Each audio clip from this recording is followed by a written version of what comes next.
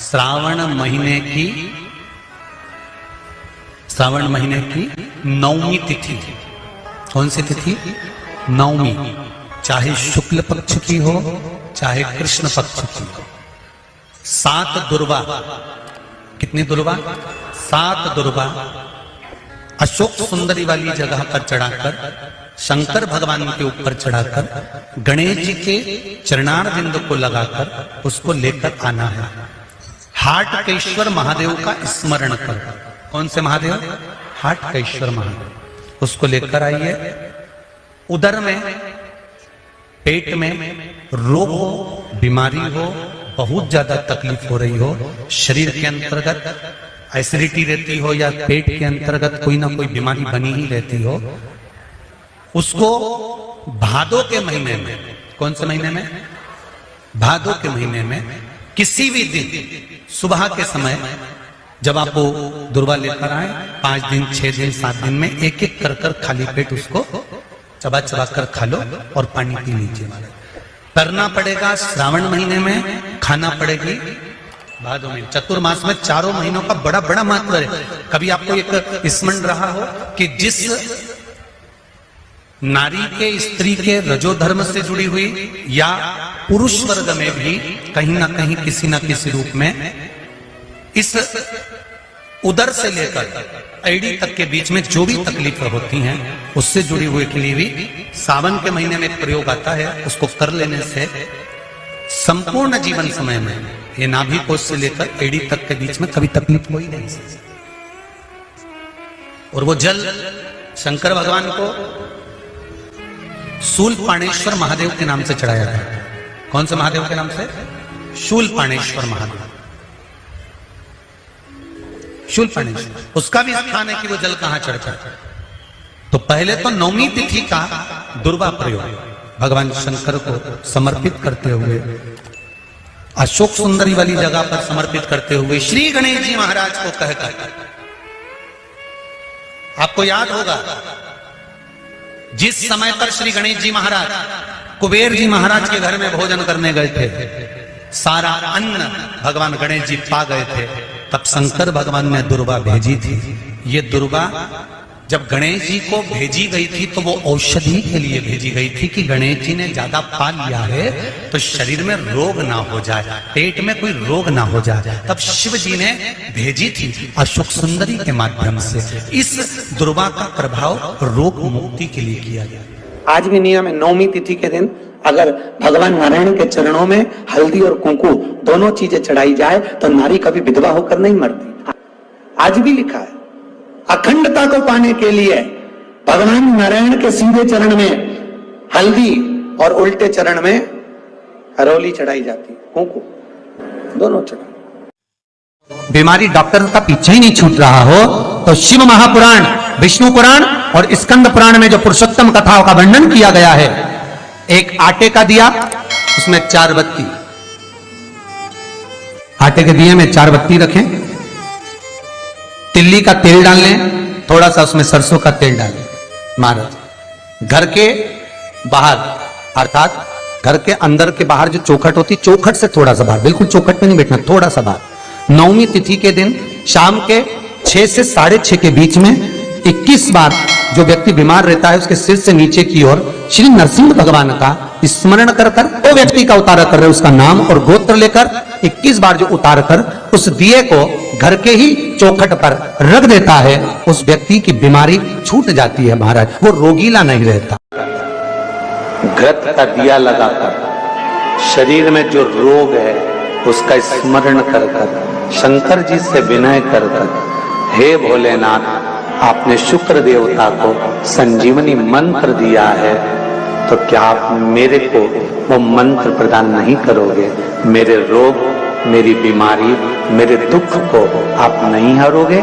शिव से कहो, ये शरीर आपने दिया है और भजन करने के लिए दिया है, स्मरण करने के लिए दिया है, कीर्तन करने के लिए दिया है, तो संभालोगे भी आप। और बेलपत्री की ओर मुख कर कर, घी का दिया लगाकर महामृत्युंजय मंत्र का स्मरण कर लेने पर धीरे धीरे धीरे धीरे धीरे धीरे वो रोग समाप्ति की ओर आता चले जाता है।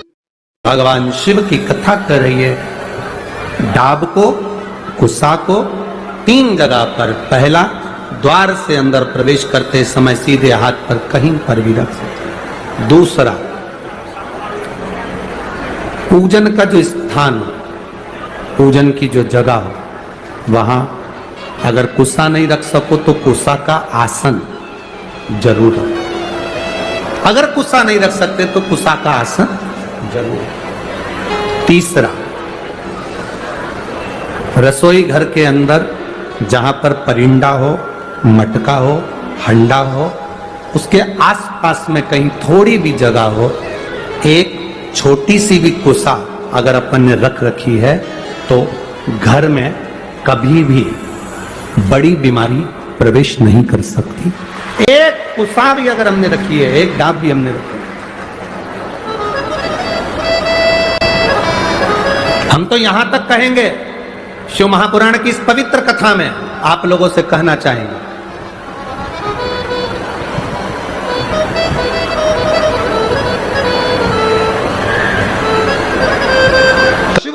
अब गर्मी आई, गर्मी में पूरे जीव मर गए, गर्मी में सब सूख गया, कीड़े मकोड़े मर गए गर्मी की तपन के कारण। पर सावन का एक महीना जिसमें भगवान सबको फलना फूलना सब कुछ, पत्तियां भी फूलती हैं, फूल भी फूलते हैं, डालियां भी फूलती हैं, पशु पक्षी जानवर जलचर थलचर सब फूलते हैं।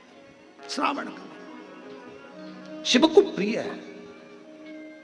और क्या कहा मेरे भोले बाबा ने नंदी से, ए नंदी, श्रावण का महीना हो, शिव तत्व की प्राप्ति को करने के लिए अगर कोई संसार का मानव मुझे पुकारता है, भजता है, शिव कथा कहती है, शिव जी कहते हैं नंदी से, उस जीव का कल्याण करने के लिए मैं स्वयं उसके द्वार तक पहुंच जाता हूं और उसका उद्धार कर देता हूं, उद्धार कर देता हूं। पर किसका चित्त लगे?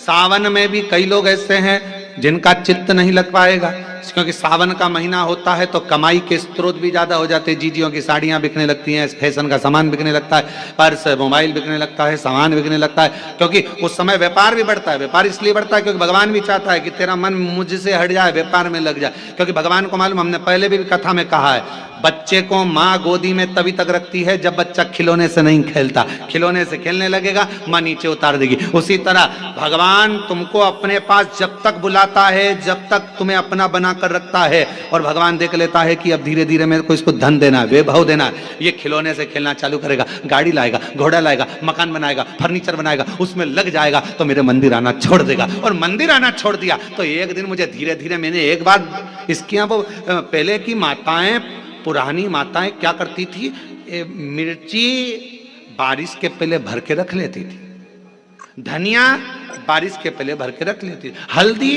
बारिश के पहले भर के रख लेती थी, अनाज बारिश के पहले भर के रख ले, क्योंकि 4 महीना खाएंगे खत्म हो जाएगा, अगले महीने में फिर 4 महीने बाद ले आएंगे। उसी तरह भगवान तुम्हें एक बार का विभव दे देता है, एक बार का धन दे देता है, एक बार की दौलत दे देता है, फिर लोग उसको भोगने लगते हैं, और भोगते भोगते आखिरी में एक दिन ऐसा आता है कि डब्बा खाली हो जाता है। डब्बा खाली होता है, फिर रोने बैठ जाता है, तकलीफ आई, फिर लोटा लेकर भागता है। शिव जी कहते हैं जो मेरे मंदिर में, मेरी कथा में, मेरे रस तत्व में हमेशा एक जैसा लगा रहता है, उसकी जिंदगी को भी मैं हमेशा उन्नति की ओर बढ़ाते बढ़ाते अग्रणता में लेकर चले जाता, फिर उसको डाउन नहीं करने देता, उसको नीचे नहीं आने देता।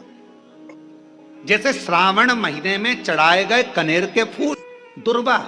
और हम सबसे कहेंगे, मान लो यदि कोई विशेष कोर्ट का केस चल रहा हो, कोई कोर्ट में कोई बातें चल रही हो, अदालत आदि में कोई कार्रवाई चल रही हो, कोई फाइल प्रशासनिक अधिकारियों के पास फंस गई हो और कुछ ना कुछ उसमें अपने को लगता है कि तकलीफ का प्रसंग है, तो हम कहेंगे शिव की आराधना करो, सत्यता पर जियो,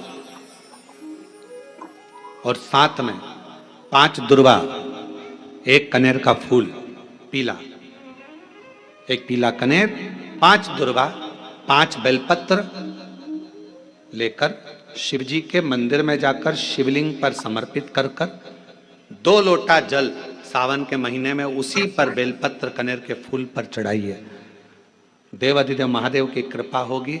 ज्यादा से ज्यादा 6 महीना 7 महीना, इससे ज्यादा निर्णय आप ही के पक्ष में आएगा और शिव की कृपा से।